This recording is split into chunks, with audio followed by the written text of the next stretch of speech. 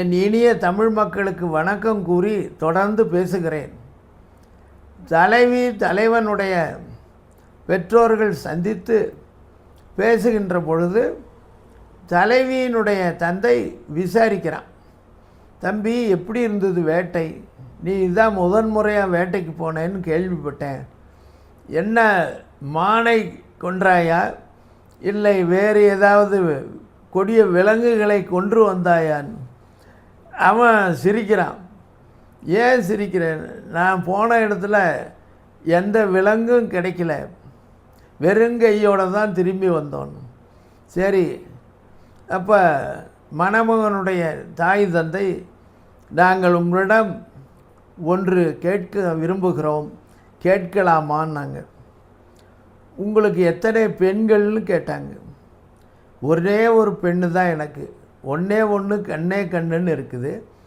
அதை நாங்கள் சீராட்டி பாராட்டி ஆண்மகனைப் போலவே வளர்த்து வருகிறோம். அப்போ அந்த கன்னி பெண்ணை நாங்கள் பார்க்கலாமா? தாராளமாக பார்க்கலான்னு அந்த பெண்ணை அழைப்பான் அந்த தலைவியினுடைய தந்தை.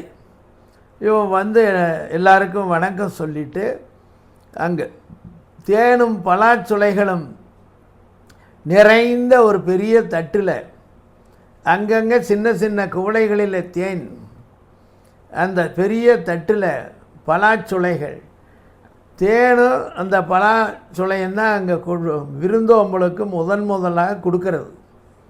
இப்போ இங்கே இனிப்பு முதல் விருந்தினருக்கு கொடுக்கறது ஸ்வீட்டுங்கிறமில்ல, அது போல் அவங்க அதை எடுத்துக்கிட்டு பெண்ணையை அமரச் சொல்லி அந்த இளைஞனுடைய தாயும் தந்தையும் அந்த பெண்ணை நன்றாக பார்த்து அவளுடைய அழகான தோற்றத்தை கண்டு மிகவும் மகிழ்ச்சி அடைகிறார்கள். இவங்களெல்லாம் வணங்கிட்டு உட்கார்ந்துருக்கா. அப்போ கேளுங்க, நீங்கள் என்னமோ சொல்லணுன்னு நினச்சிங்களேன்னு பெண்ணினுடைய தந்தை கேட்குறான். வேறு ஒன்றும் இல்லை, நல்ல செய்தி தான். எங்களுடைய மகனுக்கு உங்களுடைய மகளை மனம் பேசலாம்னு நினைக்கிறோம், அதற்கு தங்களுடைய சம்மதம் வேண்டும்னு. சற்று பொறுங்கள். பெண்ணை கேட்டாங்க, உனக்கு சம்மதமானு. அப்போ தலை குனிந்து சிரிக்கிற வெக்கத்தோடு. வெக்கப்பட்டு தலை குனிந்தாலே மௌனம் சம்மதத்திற்கு அறிகுறியும்பாங்க. இருந்தாலும் தாய் அந்த பெண்ணை தனியாக அழைத்து கொண்டு சென்று கேட்கிறாள். அவளுக்கும் தெரிஞ்சிருச்சு தன்னுடைய மகளும் இளைஞனை விரும்புகிறாள்னு. சரின்னு சொன்னாங்க. என்றைக்கு திருமணம் எல்லாம் சேர்ந்து அவங்க நாள் குறித்து மனம் செய்வார்கள். அந்த காலத்தில் தொல்காப்பியத்தில் அகத்திணையல்னு ஒரு பகுதி இருக்குது. அந்த அகம் அப்படிங்கிறது உள்ளம், மனம். மனதில் தோன்றுகின்ற ஆசைகளை, விருப்பங்களை, அன்பு, காதல் இவற்றையெல்லாம் பேசுகின்ற காரணத்தினாலே அகத்திணை என்று பெயர் பெற்றது. அதில் திருமணம் பேசி முடித்து அவங்களுக்கு நாள் குறித்து திருமணம் நடக்குமா.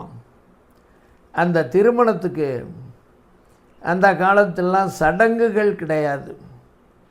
யார் திருமணம் நடத்துவாங்கன்னா பார்ப்பனர்களை அழைத்து வந்து மந்திரம் சொல்லி திருமணம் நடத்துகின்ற பழக்கம் தொல்காப்பியர் காலத்தில் இல்லை. பின் யார் செய்வார்கள்? அந்த ரெண்டு குடும்பங்களிலும் பல ஆண்டுகள் கணவன் மனைவியோட அன்பாக வாழ்ந்த முதுபெரும் பெண்கள், அவங்க தான் வந்து இந்த மணமகளையும் மணமகனையும் வாழ்த்தி அவங்களை மணமேடையில் அமர வைத்து இந்த மங்கள நாணை எடுத்து கொடுத்து அணிய வைப்பார்கள். இதுதான் தொல்காப்பியர் காலத்து திருமணம். இந்த திருமணம் நல்ல முறையில் நடந்து முடிஞ்சிட்டா அதுக்கப்புறம் மணமகனையும் மணமகளையும் தனியாக ஒரு இல்லம் அமைத்து அவர்கள் வாழ்க்கையை தொடங்க வைப்பார்கள். அதுக்கு கற்பு வாழ்க்கைன்னு பேர்.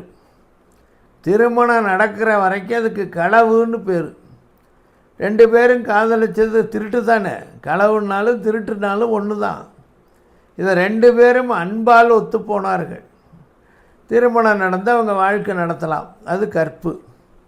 ஒருவேளை திருமணத்திற்கு 2 வீட்டாரும் சம்மதிக்காமல்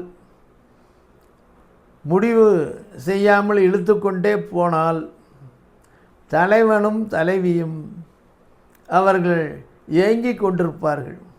என்ன இப்படி ஆகிவிட்டதே, இயற்கை நம்மை ஒன்று சேர்த்தது என்று சொல்லி அவள் நீராட போவா. சுனையில் தினம் அங்கே நீராடி விட்டு அந்த கரையோரமாக உட்கார்ந்துருப்பாள் தோழிமார்களோட. தலைவனும் அந்த பக்கம் வந்து சந்திப்பான், பேசுவான். இது தொடர்ந்து நடக்கும். ஆனால் திருமணம் நடக்கலை அப்படின்னா 2 பேரும் ஒரு முடிவு செய்வாங்க. என்ன செய்யலாம், நாமே இங்கிருந்து சென்று விடுவோம், சென்று நாம் திருமணம் செய்து கொண்டு வாழ்வோம்னு. அப்படி அவங்க புறப்பட்டு போகிறதுக்கு முன்னே பெண் தாய் தந்தையருக்கும் சொல்ல மாட்டாங்க.